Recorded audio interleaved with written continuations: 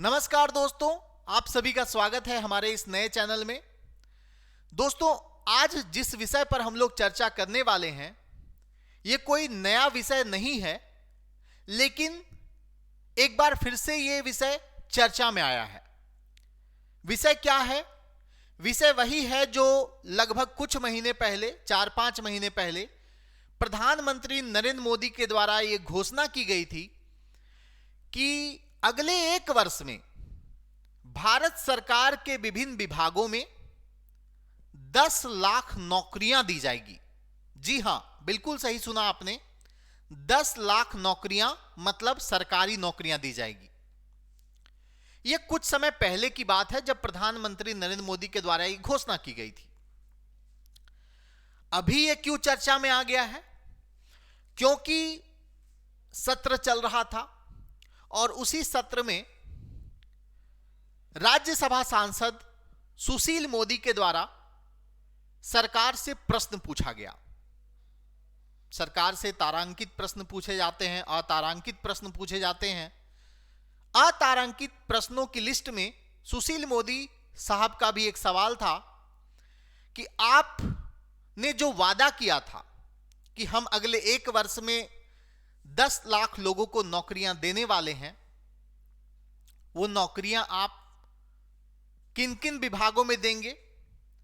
आपने जो नौकरी का वादा किया है वो कैसे देंगे?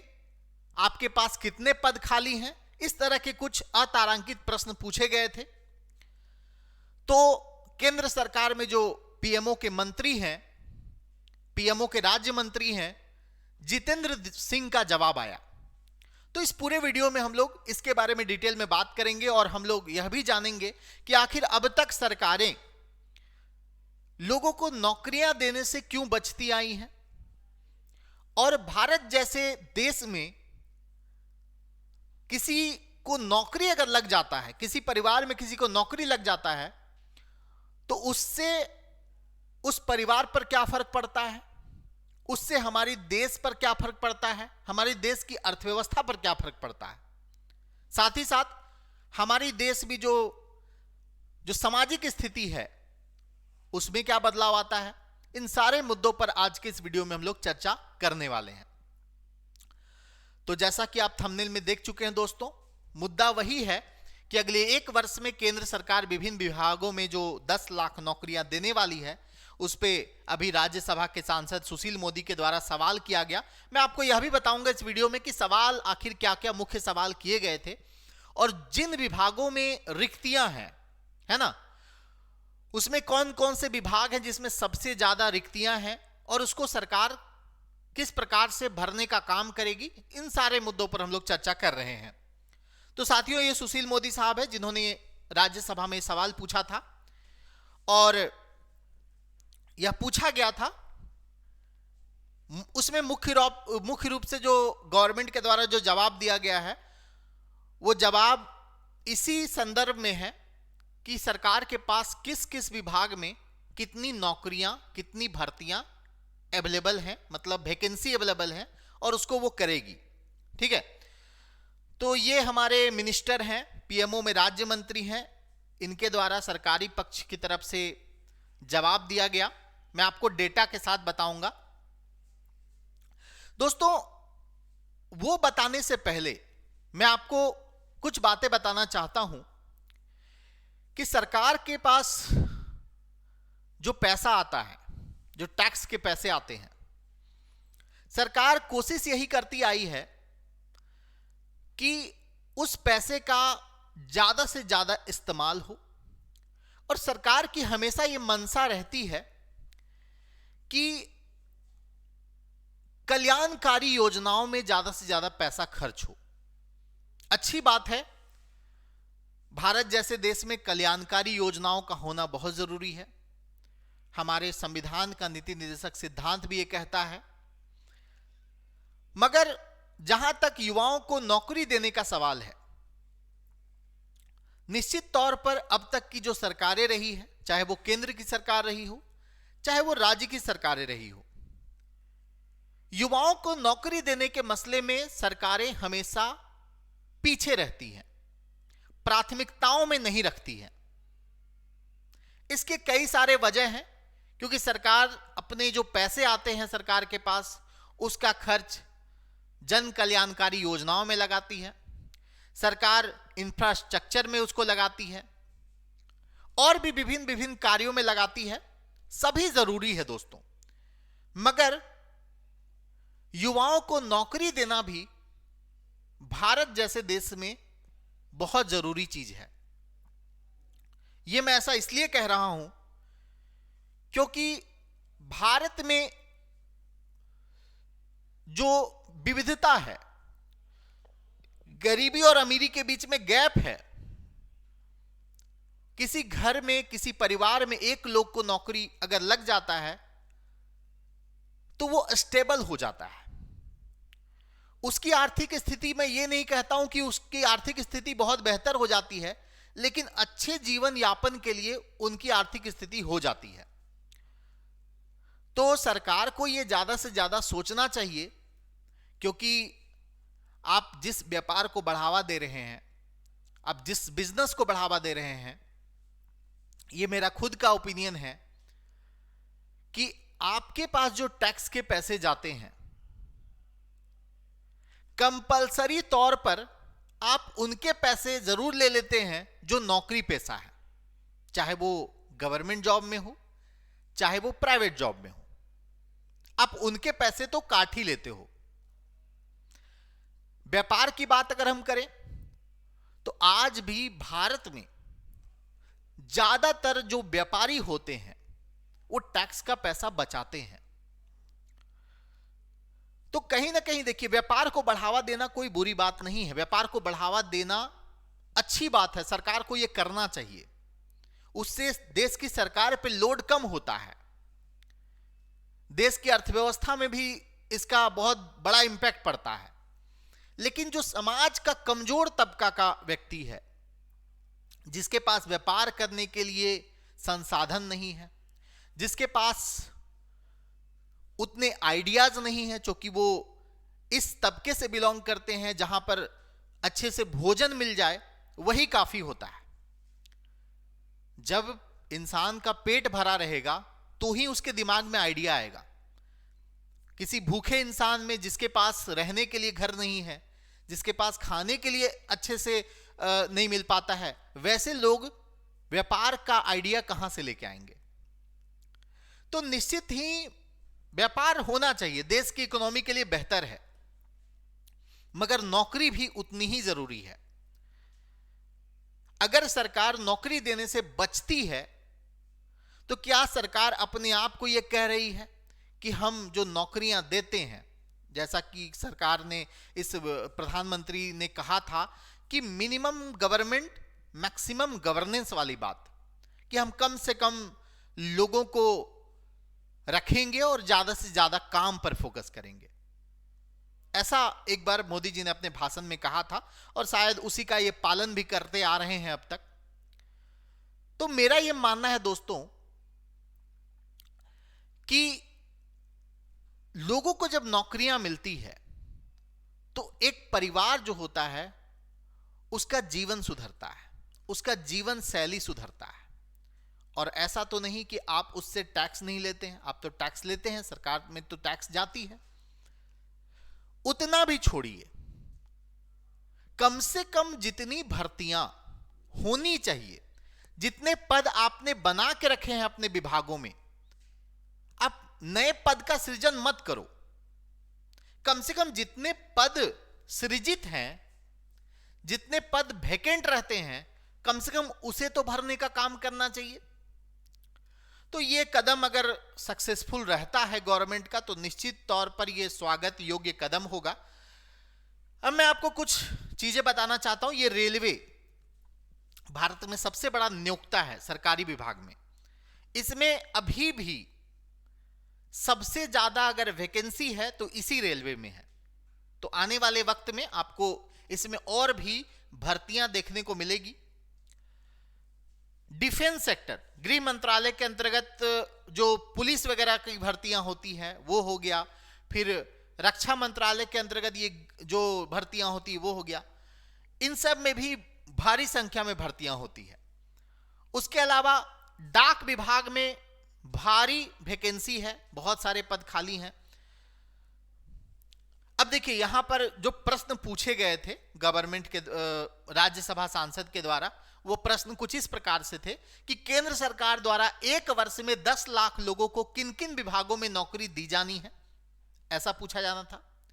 वर्तमान में सरकारी विभागों में रिक्तियों की स्थिति क्या है, तत्संबंधी विभागवार ब्यौरा क्या है, उसमें एससी एसटी और जो ओबीसी है और ईडब्ल्यूएस है, उन लोगों के लिए कितनी रिक्तियां हैं, इसका भी ब्यौरा मांगा गया था। 10 लाख नौकरियों में से एससी और ओबीसी और ईडब्ल्यूएस को कितनी नौकरियां दी जाएंगी, यह भी पूछा गया था प्रश्न में। अभी तक 10 लाख नौकरियों में से कितने लोगों को नौकरी प्रदान की गई है, यह भी प्रश्न पूछा गया था। और जो आपने बात की है, जो सरकार ने बात की है राष्ट्रीय भर्ती अभिकरण, वो कब तक क्रियाशील हो जाएगी और इस संबंध में कोई प्रगति अगर हुई है तो इसका भी ब्यौरा दें, ऐसा सुशील मोदी के द्वारा अतारांकित प्रश्न में पूछा गया था। जवाब भी आया है केंद्र सरकार का, और यह जवाब जो आया है कार्मिक लोक शिकायत पेंशन मंत्रालय में जो राज्य मंत्री हैं, प्रधानमंत्री कार्यालय में भी मंत्री हैं, राज्य मंत्री हैं जितेंद्र सिंह, डॉक्टर जितेंद्र सिंह का। और जवाब में जो मुख्य फोकस किया गया है वो यही है कि जो सरकार के पास विभिन्न रिक्तियां हैं, जो वैकेंसी है, उसको यहां पर डिटेल में बताया गया है। तो साथियों मैं आपको वो ब्यौरा भी दिखा देना चाहता हूं इस वीडियो के माध्यम से। यहां पर जो सबसे ज्यादा वैकेंसी खाली है, सबसे ज्यादा जो वैकेंसी है वो आपका रेलवे में है। आप यहां पर देख सकते हैं, मैं आपको डिटेल में दिखा देता हूं। भारतीय रेलवे, देखिए रेलवे में 2,93,943 पद खाली हैं।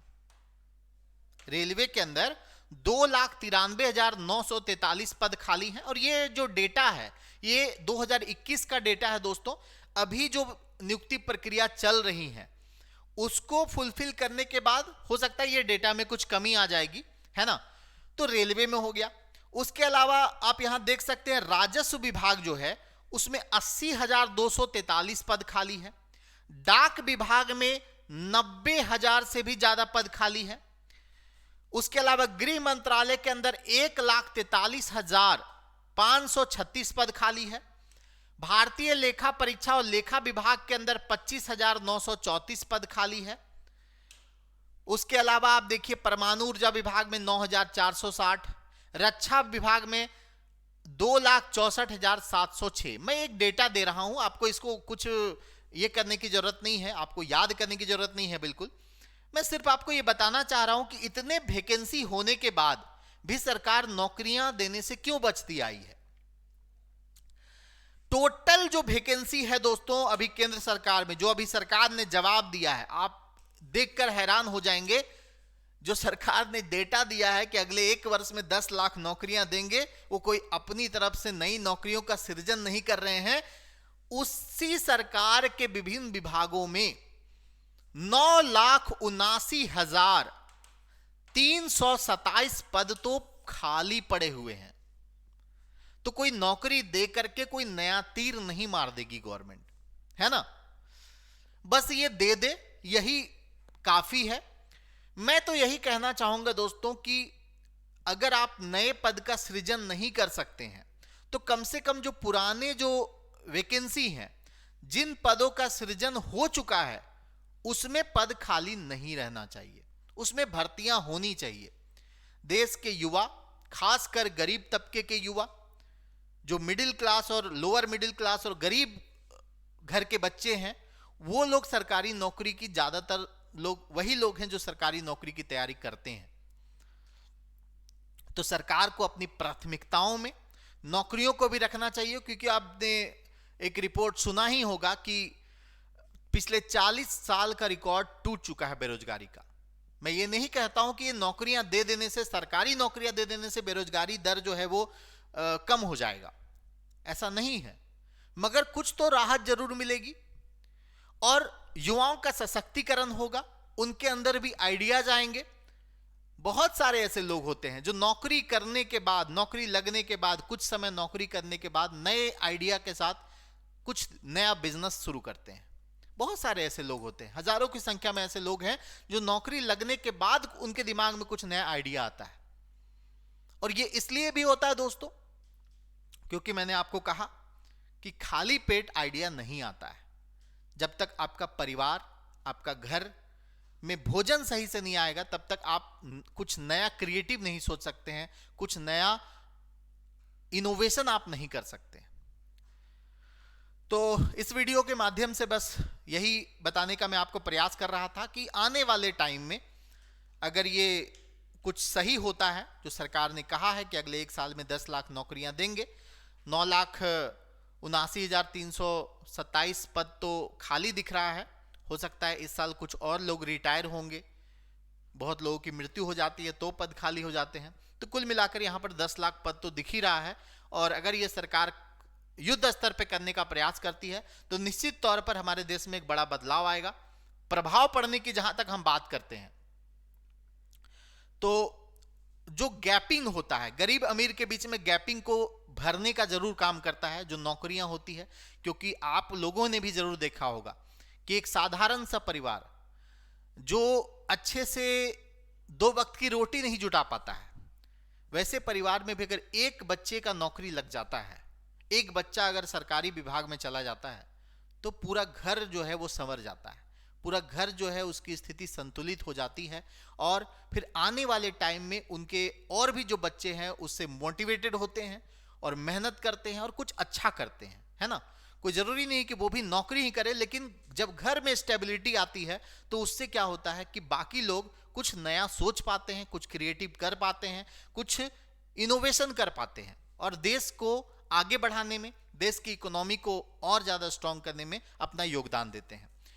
तो उम्मीद करते हैं कि ये वीडियो आप लोग को पसंद आया होगा। अगर पसंद आया तो शेयर जरूर करें और हमारे इस नए चैनल को सब्सक्राइब जरूर कर लें दोस्तों, क्योंकि आप लोगों के लिए क्या चल रहा है देश में, इसको लेकर मैंने ये नया चैनल क्रिएट किया है। इसमें बस इसी तरह के वीडियोज आएंगे, आपको कोई डिस्टर्ब नहीं होना है कि कोई अननेसेसरी वीडियोज आपको नहीं मिलेंगे।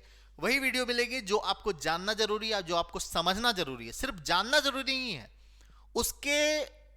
उसके रेंज को भी समझना जरूरी है। कोई भी टॉपिक, कोई भी पॉइंट, कोई भी विषय अगर आपके समक्ष आता है तो उस विषय की जानकारी होना तो पहली बात है, लेकिन उस विषय के वाइड रेंज में सोचना, है ना, उस विषय के बारे में सोचना, उसके प्रभाव के बारे में सोचना, उसके रीजंस के बारे में सोचना आपके थॉट को डेवलप करता है और आपको आगे बढ़ने में वो मदद करता है। तो आशा करते हैं दोस्तों कि ये वीडियो आपको पसंद जरूर आया होगा और चैनल को जरूर सब्सक्राइब कर दीजिएगा, बेल आइकन को भी प्रेस कर दीजिएगा ताकि हमारी इस तरह की वीडियोस आपको चैनल पे मिलता रहे दोस्तों। तो मिलते हैं नेक्स्ट सेशन में, तब तक के लिए बहुत बहुत धन्यवाद। Thank you so much.